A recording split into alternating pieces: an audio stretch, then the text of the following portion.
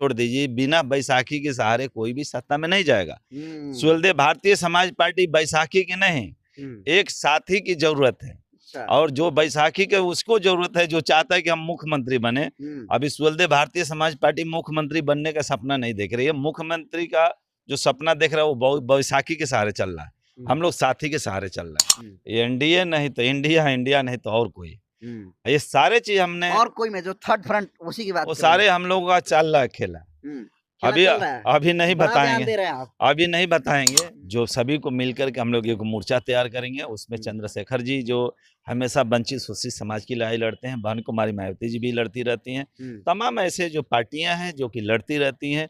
यदि हमने पहले ही कह दिया, यदि ये लोग बात नहीं मानेंगे तो हम लोग अपना तीसरा मोर्चा बनाने के लिए तैयार हैं। लेकिन इस बार सुहेलदेव भारतीय समाज पार्टी अपनी जीत सुनिश्चित करके आपके जो बिहार के पंचायत में पहुंचाने का काम है। कि यदि इंडिया अपना चाहता है सरकार बनाना तो बहन कुमारी मायावती जी को प्रधानमंत्री का घोषणा कर दे, उसी दिन मैं भी उसके साथ चला आऊंगा। तो उसके बाद जो है, इन लोगों का इतना घमंड था कि हम लोग अकेले सारी सरकार बना लेंगे। आज देखिए इनकी क्या स्थिति हो गई है। यदि बहन कुमारी मायावती जी को यदि मुख्य रास्ते पर उनकी चेहरा लेकर चलेंगे तो बिल्कुल 100% जो विपक्षी है वो सत्ता में रहेगा, अन्यथा एनडीए सबको ध्वस्त कर देगा। दोस्तों, सुहेलदेव भारतीय समाज पार्टी के राष्ट्रीय अध्यक्ष ओम प्रकाश राजभर ने कल टाइम्स ऑफ इंडिया में एक ऐसा बयान दिया है जो कि पूरे बिहार में सियासत का रूप ले लिया है। आपको बता दूं कि टाइम्स ऑफ इंडिया में दिए हुए इंटरव्यू में ओम प्रकाश राजभर ने बिहार में कुल 29 सीटों पर चुनाव लड़ने का दावा ठोका है और कहा है कि अगर इंडिया गठबंधन हमें सीट देता है, वो भी सम्मानजनक सीट, तो फिर अलायंस के साथ लड़ेंगे, नहीं तो फिर हम अपने हिसाब से चुनाव लड़ने के लिए स्वतंत्र हैं। लेकिन टाइम्स ऑफ इंडिया में जो 29 सीटों का उन्होंने जिक्र किया है, सासाराम, पश्चिमी चंपारण, नवादा, नालंदा, गया, औरंगाबाद और बेतिया सहित 28 जिलों को और उन्होंने मेंशन किया है। इस मुद्दे को लेकर हम बातचीत करने के लिए पहुंचे हुए हैं सुहेलदेव भारतीय समाज पार्टी के प्रदेश कार्यालय बिहार की राजधानी पटना में। उदय नारायण राजभर जी से विस्तार से चर्चा करेंगे। पहले तो स्वागत है सर। बहुत बहुत धन्यवाद आपके चैनल को, जो आज आप हमारे प्रदेश कार्यालय में उपस्थित हुए, इसके लिए बहुत बहुत बधाई है। आपके नेताजी एनडीए में हैं उत्तर प्रदेश में, और बिहार में भी अब चुनाव लड़ने का ऐलान उन्होंने कर दिया है। कुल 29 सीटों का उन्होंने दावा ठोका है। उतनी सीटें तो खुद जो जीतन राम मांझी हैं वो भी नहीं मांग कर रहे हैं। देखिए, जीतन राम मांझी क्या करेंगे नहीं करेंगे उनका, उनकी पार्टी का विषय है।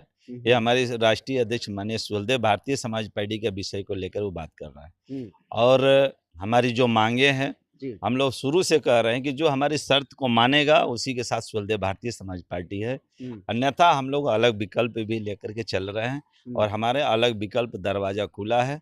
हम लोग जो भी हमारा सम्मानजनक हमारी हिस्सेदारी भागीदारी देगा, उसी के साथ सुहेलदेव भारतीय समाज पार्टी के नेता पदाधिकारी साथ में है। लेकिन सर, कोई भी पार्टी को सीटें तभी मिलती है जब उसका जनाधार होता है। आप लोगों ने जनाधार दिखाया है सरकार को? जनाधार के बदौलत ही उदय नारायण राजभर या राष्ट्रीय अध्यक्ष माननीय श्री ओम प्रकाश राजभर जी अपने मांग को रखे हैं। यदि जितनी बड़ी बड़ी पार्टियों के पास जो जनाधार नहीं है, उतना सुहेलदेव भारतीय समाज पार्टी के पास जनाधार है।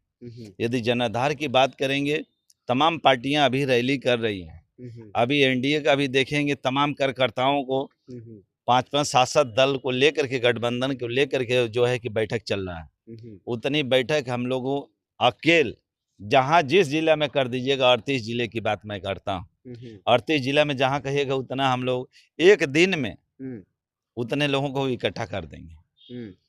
तो कुल 243 सीटें हैं। आपके नेताजी ने सिर्फ जो है 29 सीटें की ही जिक्र क्यों किया उन्होंने? 29 सीटों का इसलिए जिक्र किया कि 29 सीटों का जो हम जीतने के लायक हैं, उस सीट पर हमारी 100% जीत सुनिश्चित है। इसीलिए हमने 29 सीटों का डिमांड किया है। कोई फोकसबाजी नहीं की। वो चाहते तो कह सकते थे कि 243 पर लड़ेंगे स्वतंत्र। देखिए, हम 243 की बात नहीं करेंगे। यदि हमारी जो पार्टी की इस बार की लड़ाई है, करो या मरो, इस बार जैसे कि हम लोगों के साथ जितने समय समय पर लोग धोखा दे रहे हैं, उससे हम लोग इस बार आज अपने देख रहे हैं, हम प्रदेश कार्यालय में अपने कार्यकर्ताओं को बुलाए हैं। आज मैंने यही समझाया है कि सावधानी हटी की दुर्घटना घटी, और अब सावधान रहने की जरूरत है और जवाब देने का समय आ गया है। यदि इस 25 के अंदर हम लोग पहले ही से सावधान हैं और अपना अपना हम लोग जगह तलाश चुके हैं, तो बैसाखी की जरूरत नहीं पड़ेगी चुनाव में। देखिए बैसाखी की अलग बात है। जब यहाँ मोदी को बैसाखी की जरूरत है, बिहार के मुख्यमंत्री नीतीश की बैसाखी की जरूरत है, तो दूसरे की बात छोड़ दीजिए, बिना बैसाखी के सहारे कोई भी सत्ता में नहीं जाएगा। सुहेलदेव भारतीय समाज पार्टी बैसाखी की नहीं, एक साथी की जरूरत है। और जो बैसाखी के उसको जरूरत है, जो चाहता है कि हम मुख्यमंत्री बने। अभी सुहेलदेव भारतीय समाज पार्टी मुख्यमंत्री बनने का सपना नहीं देख रही है। मुख्यमंत्री का जो सपना देख रहा है वो बैसाखी के सहारे चल रहा है। हम लोग साथी के सहारे चल रहे हैं। तो आज हम अपने लोगों को जोड़ रहे हैं, निचली इकाई से लेकर ऊपरी इकाई तक सबको जोड़कर खुद मजबूत करने में लगे हुए हैं और पार्टी को सत्ता में पहुंचाने के लिए हम लोग तैयार हैं। तो क्या लग रहा है कि उन्होंने जो ऐलान किया है सक्सेस करके दिखलाएंगे बिहार में? दिखाएंगे नहीं, वो हम लोगों ने आज ही तय किया है। मैं अपने सभी जिला अध्यक्षों को मैं आज निवेदन विनती किया हूँ और इन लोगों के पास लिस्ट चला जाएगा कि कौन कौन सीट है, यानी 29 जो सीटें हैं वो सारे सीट मेरे पास है। और सीट को हम लोग सारे तैयारी करेंगे। अभी हमारे प्रदेश के जो सचिव माननीय श्री राजकुमार राजभर जी ने बताया कि हम लोग ज्यादातर नहीं 243 के नहीं, लेकिन हम लोग जिसको चाहेंगे उसको सरकार में पहुंचाएंगे, जिसको चाहेंगे नीचे गिरा देंगे। किंग मेकर के भूमिका में है इस बार 100% ये होने जा रहा है। कोई भी इसको रोक नहीं सकता, कोई भी इसको बरगला नहीं सकता है। लेकिन सवाल ये है सर कि अगर आपकी पार्टी को अलायंस में बिहार में नहीं लिया जाता है, चाहे वो महागठबंधन हो या फिर एनडीए गठबंधन हो, तो क्या आप लोग थर्ड फ्रंट बनाएंगे? क्योंकि आपने इशारा किया है कि साथी की जरूरत है हमें। देखिए, हमने सारे चीज आज हमने तीनों सवालों को अपने जिला अध्यक्षों के पास मैंने रखा था। एनडीए नहीं तो इंडिया, इंडिया नहीं तो और कोई, ये सारे चीज हमने और कोई में जो थर्ड फ्रंट उसी की बात वो सारे हम लोगों का चल रहा है खेला। अभी नहीं बताएंगे, अभी नहीं बताएंगे।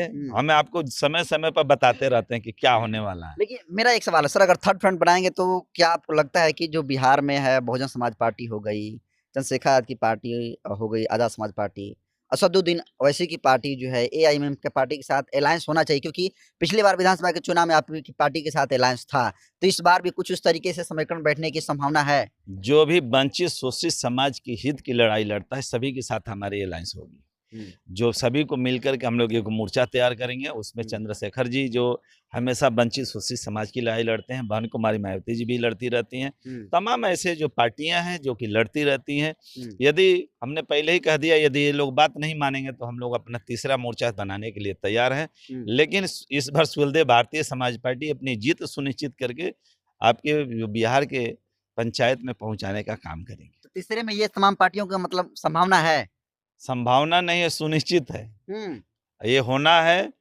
अभी तो आज आप बोले आप ही ना टाइम्स ऑफ इंडिया में अभी क्या क्या होने वाला है, समय गुजरने दीजिए थोड़े। ये आपके मार्च में लगभग आपके सारे जो है पर्दे पर जो है पिक्चर दिखाई देने लगेगा। चलिए देखिए, बीते दिनों आपको बता दूं कि राहुल गांधी बरेली की यात्रा पर थे, उन्होंने भी बहन जी को लेकर जिस तरीके से बयान दिया और बहन जी के बचाव में जिस तरीके से ओपी राजभर का बयान आया, तो ये लोग जो राजनीति के मजे हुए लोग हैं, जो खिलाड़ी जिनको कहा जाता है, वो कह रहे हैं कि चुनाव से पहले ओपी राजभर जो है बहन जी को लेकर सॉफ्ट हो जाते हैं। ये तब हुआ था जब लोकसभा का चुनाव हो रहा था, और अब जब बिहार में विधानसभा का चुनाव होने वाला है तो बहन जी को लेकर ओम प्रकाश राजभर बिल्कुल सॉफ्ट दिख रहे हैं। तो ऐसे में थर्ड फ्रंट बनने की पूरी संभावना है। बहन जी को लेकर जो राहुल गांधी ने हाल ही में बरेली में गए थे, यात्रा पर थे, उन्होंने बयान दिया कि बहन जी ठीक से चुनाव नहीं लड़ती, अगर वो चाहती हम लोग के साथ आ जाती तो भाजपा हार जाती। उसके बाद आपके नेता का बयान आया कि वो जो है जब जरूरत पड़ती है तब नहीं खोलता है बहन जी को, लेकिन जब हार गया तब उसकी बहन जी का औकात को पता चला।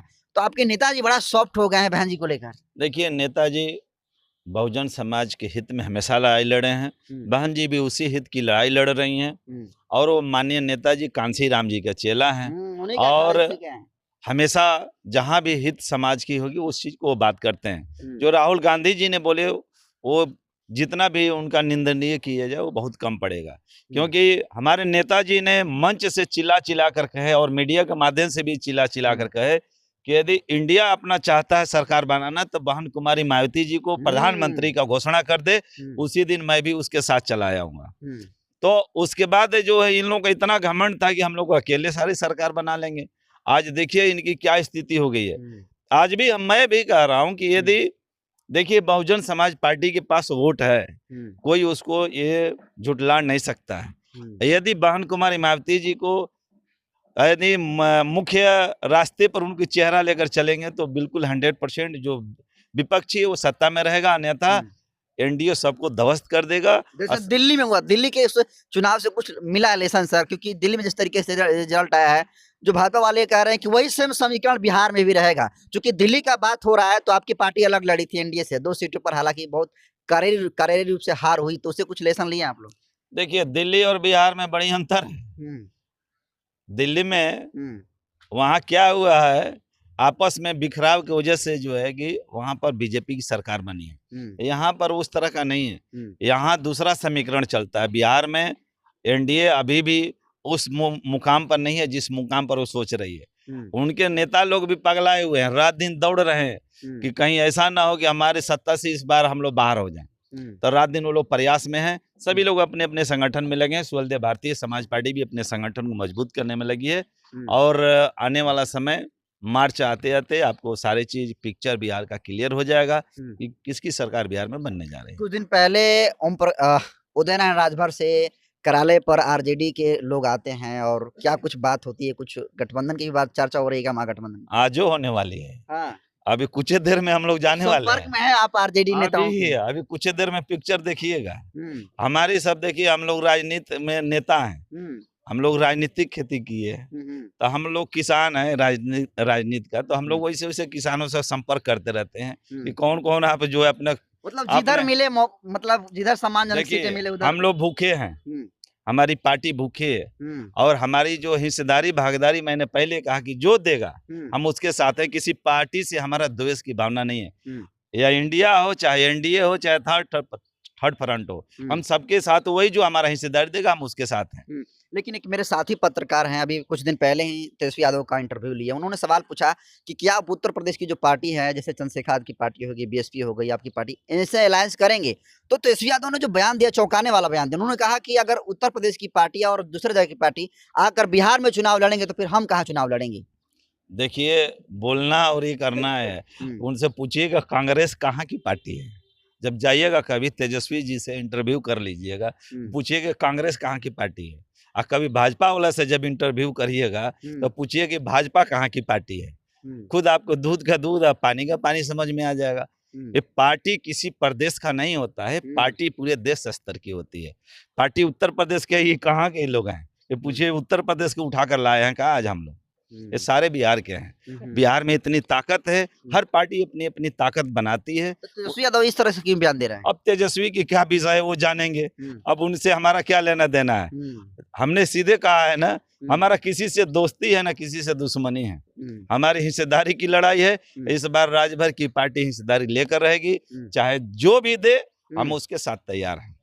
एक आखिरी सवाल लेंगे सर, कांग्रेस के नेता हैं, पहले बीजेपी में सांसद थे, उदित राज ने बहन जी को लेकर कहा कि इन्होंने सामाजिक न्याय का गाला घोटने का काम किया है। अब मायावती का गाला घोटने का समय आ गया, कैसे देख रहे हैं उदित राज के इस बयान को? अरे उदित राज तो खुद दलित है, उसको दलित कहा जाता है ना कि जात के जात काटता है। अब जब बहन कुमारी मायावती पर वो टिप्पणी कर रहा है काटने के लिए, तो ये बताइए वो कहाँ, जब उसको भी कोई काटने वाला होगा कि नहीं होगा। और भाग कर गए, उसका तो खुद ही नहीं है कि ठिकाना ही नहीं है, तो काटने की बात कहाँ है। घर से निकालना उसका मुश्किल हो जाएगा। अरे बोल तो दिया है, वो शायद पता नहीं रात को खाना खाता होगा कि नहीं खाता होगा। ये सबसे ज्यादा निंदनीय बात है कि जो उदित राज जी ने बहन कुमारी मायावती जी को इस तरह की बात कहे है। हम लोग भले पार्टी अलग है लेकिन विचार एक है। बहन कुमारी मायावती जी या किसी भी दलित वंचित शोषित समाज पर कोई भी इस तरह का टीका टिप्पणी करता है तो उसके लिए कोई लड़े या न लड़े, सुहेलदेव भारतीय समाज पार्टी लड़ेगी। तुरंत हमारी बयान हमारे नेताजी का आया, आपने देखे होंगे कि बहन कुमारी मायावती जी के साथ खड़े हैं, क्योंकि वो उन्हीं से निकल करके, उसी दल से निकल करके, उसी के बीच से आए हुए हैं। तो हर विचार को लेकर के हमारे नेताजी लाए। बिहार में नेताजी का आगमन कब हो रहा है सर? देखने वाले सोचेंगे 7 तारीख को रैली है मोतिहारी में, आ जाइएगा, आपको भी पता चल जाएगा कहीं आने वाले हैं। अभी बीचे में आ जाएंगे, अभी हम लोग तय करने वाले हैं। अभी थोड़ी देर में आप जाइएगा ना तो हम लोग का दूसरा हो जाएगा प्लान। आपको बता, 29 जो सीट किया है, ईमानदारी से बताइए कितने सीटें निकलने की संभावना है आप लोग? हम लोगों की अभी आप यही बताना, आने दीजिए, मार्च बीतने दीजिए। हम तो पहले ही बता दिए कि मार्च खत्म होने दीजिए, सारी चीज आपको पिक्चर दिखाई देने लगेगा। अभी किसी दल वाले से पूछिए, वो कहता है 225 सीट जीतेंगे, वो कहता है 243 सीट। अब हमको यही नहीं समझ में आता, दोनों पढ़ा लिखा है कि दोनों अनपढ़े है। 243 सीट है, ये है, वो कहता है 225 सीट जीतेंगे, वो कहता है 243 का हमारा ही हो गया। अब बताइए कि कैसे वो हो जाएगा। अब कौन सा यूनिवर्सिटी से वो लोग पढ़ करके आए, हमको तो यही नहीं पता, उन्हीं लोगों से पूछिएगा। हम लोग तो जो जीतना हो तय कर लिया कि कितना जीतना है। तो चलिए देखिए, एसबीएसपी सुभाषपा के बिहार के प्रदेश अध्यक्ष उदय नारायण राजभर जी थे और तमाम मुद्दे पर इनसे बात हुई और बहुत बड़ी प्लानिंग को लेकर उन्होंने बात करी है। आरजेडी से लेकर गठबंधन की बात करी है, एनडीए से भी बात हुई है और बात जब नहीं बनेगी तो थर्ड फ्रंट बनेगा और ये 29 सीट का जिक्र जो है टाइम्स ऑफ इंडिया में दिए इंटरव्यू के मुताबिक ओपी राजभर जी ने किया है। इसको लेकर जो प्रतिक्रिया उदय नारायण राजभर ने दिया है, इसको आप कैसे देखते हैं, कमेंट कर दीजिए। बहुत बहुत शुक्रिया।